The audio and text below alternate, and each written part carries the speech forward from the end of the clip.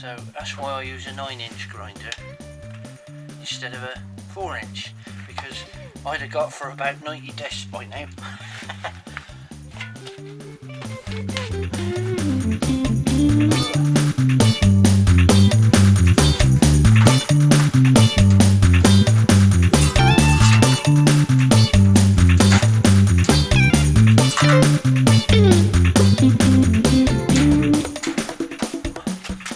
Also, when I try cutting steel, when I go to use steel, I try and use the next size up from what's there originally, so gives you a bit extra strength.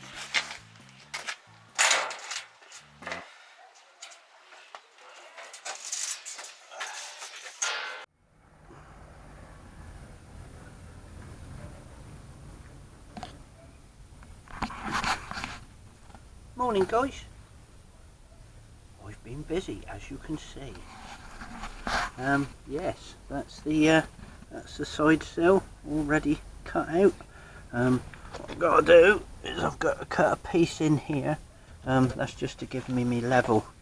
I've got a long piece there which marks the height of that end, and then obviously I've still got the existing sill. I mean, this bit here is all rotten, but this particular piece, just this bit here, is pretty damn good. It's still got the paint on it, if you can see inside, look.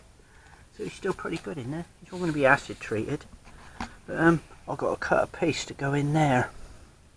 That'll be the part of the inner sill, which is this one. And then you've got the panel which goes up on the outside. Look at this panel. Look at the state of it. Look. Can you see all the you see all the little ripples in it. Look at this end. Look. You see that? Let's see if I can show you from that end. Look. Stick it down here in the shade. Look. Look. This come off eBay. It was I shouldn't have signed for it really. I mean this piece, it went to there and then it went up like that. It was bent at right angles when I got it. The courier said, "Oh, I think we're going to," and that was it, and he was gone. And then by the time I thought, that isn't supposed to be like that.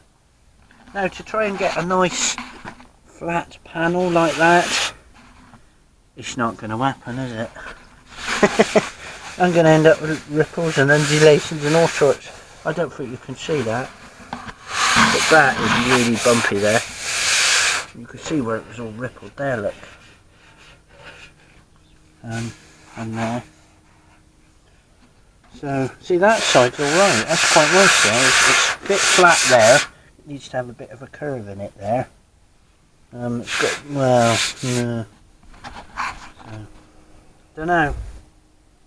So it might be a bit of filler on this one, and a rasp at the end, which is a bit of a shame, because the idea was just stick it on and be done, but never mind.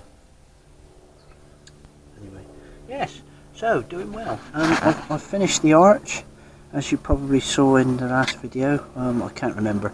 Anyway, let's give you a recap. Yes, that's all done under there. All this is done under here. I've got a panel seal this up here yet. But, it's all acid treated. I've got to clean that out because there's a drain hole there that I made in this piece, but it's all a bit blocked up, so I'm going to have to clean that out. But chassis done, that needs to be painted. Bit under there I've still got to do, but I'll do that when I get to the underside. Obviously real arch I've still got to do. But that there is done now. That's just that piece. That's all finished. So like I say, I've got to acid treat all that as well. I mean, that piece you can see I've treated already, and it's bloody solid. It's neutralised it. I've done a bit in there as well. That's all neutralised, but that all needs to be done now. And then I can get on and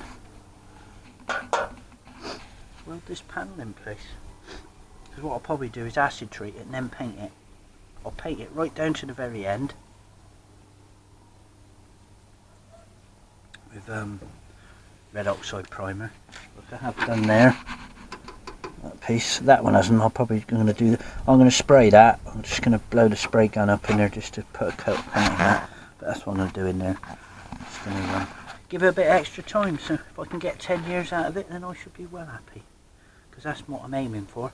If I can aim for 10 years, I'll still have to patch bits. I know I will, because the rust is still going to continue in other places. But the bits that I can get to, and hopefully it'll give me a bit more time.